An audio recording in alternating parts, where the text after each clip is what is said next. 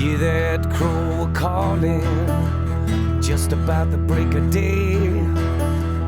He can't find no woman, just won't go away, can't get it off, can't get it off. Hi, I'm Clare Lancaster in Manchester at Liam Gallagher's clothes shop Pretty Green, where we've just seen Proud Mary perform. I'm sat here now with Greg and Paul. So how did these gigs come about then? We got asked to play these shows through basically our manager Rich. He knows someone at Pretty Green, and obviously we have an association with Oasis, but you know, we got asked to play them, and it's nice to be asked to play them. It's not all about the free clubber then? No. Well, a little bit. It's nice, isn't it? Yeah. Well, why not, eh? The Gallagher connection, I'm sure it gets brought up quite a bit. Do you get sick of people mentioning it? Not really. I mean, we can't really deny it, can we? So it's just what we are, so it doesn't really bother us, does it? It's not. I don't think it's something that, you know, we're proud of our connection with Oasis, you know what I mean? We're nothing like Oasis, but you know, we're proud of our connection with Oasis. We were the first band signed to his label, to Noel's label, and you know, we're good friends with him, and that's it. Yeah.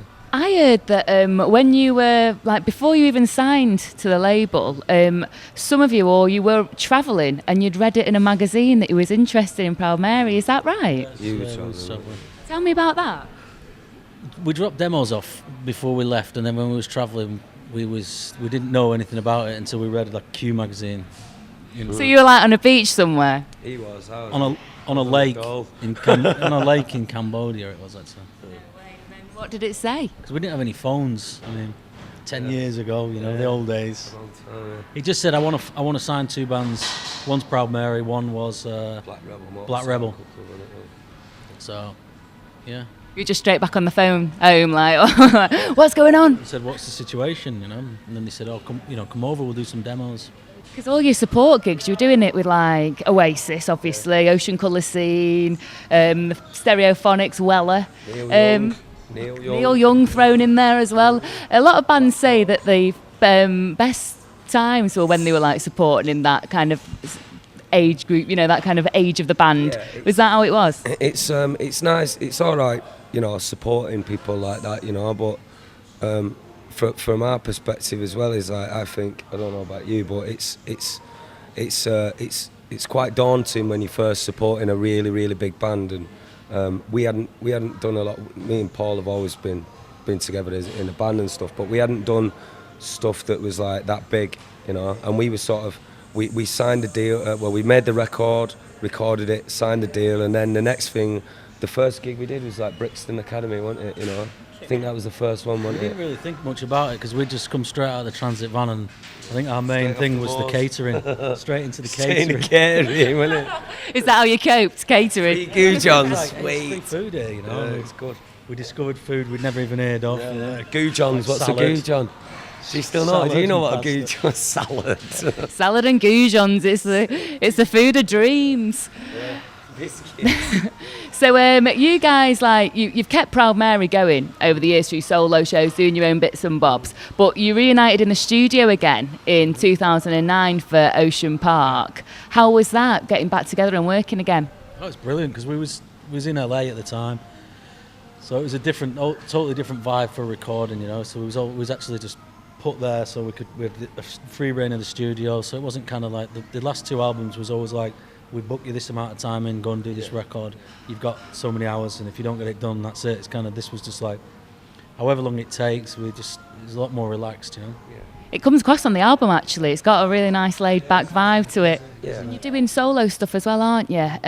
Tell me a bit about your stuff. I was in LA, living in LA for 5 years, so we had a lot of time apart doing stuff, so we had stuff in studio. We had time in studios available because I was composing over there, so we had a lot of time and it was a lot of downtime. So we ended up doing our own records around that time. And people presumed that as well. The people presumed that because, like Paul made an album solo, and I did an album as well, Glass Bottom Boat. And, Electric and Palms. I got it in for you. As well. But people presumed that we were, you know, the band had split, and you hear people saying like, you know, you should get back together and all that, wouldn't it? You know, and it's like we never split up. You know, never. If Greg had been in LA at the same time I recorded Electric and Palms, we'd probably just done another Palmera record, but he wasn't. He was busy doing his thing, and yeah, it was. Our logistics got in the way, eh? Absolutely, yeah. You got loads of tour dates lined up for Ocean Park and like in the future and everything. You must enjoy being on the road. You spend so much time on it. How'd you get through it? Yeah, it's like I say, it's not like digging holes, man. You know what I mean? It's good. It's what people want. You know, it's as a musician, you want to be recognised for what you do, and to go out on the road and play in front of people. It's the first form of communication. You know what I mean? It's like to play a gig. You get an immediate reaction from people. It's not like listening to a record, you know, people go, oh, I like your band, that's all right. But when you're on the road, and we find things out every time we play, you know, every gig is different, you know. And it's great being on the road. And you're getting feedback all the time, like you say. How's the new Ocean Park been going down? I mean, you've been playing it for a few months now, but how's it been going? Well, it's gone down really well. We did it through our own label, which was a first for us, and it's nice to be able to see how the record's going and how it's generating, and we're proper hands-on with it. So it seems more like our record than any of the other records we've made, you know, because they've always been out of our control. We've not really known where they're going or where they've been sold to, and we're kind of hands-on with all the website stuff and the demographics and where we need to aim. And Demographics. It's all yours. It's all yours now. Professional. After 10 years, 10 years. we're finally getting our shit together. That's it. Now you're saying other like towns and stuff, but you're in Manchester tonight, hometown more or less. You've got loads of friends coming over. Very tired. Tired already. Yeah, no, it's been a good night. Yeah.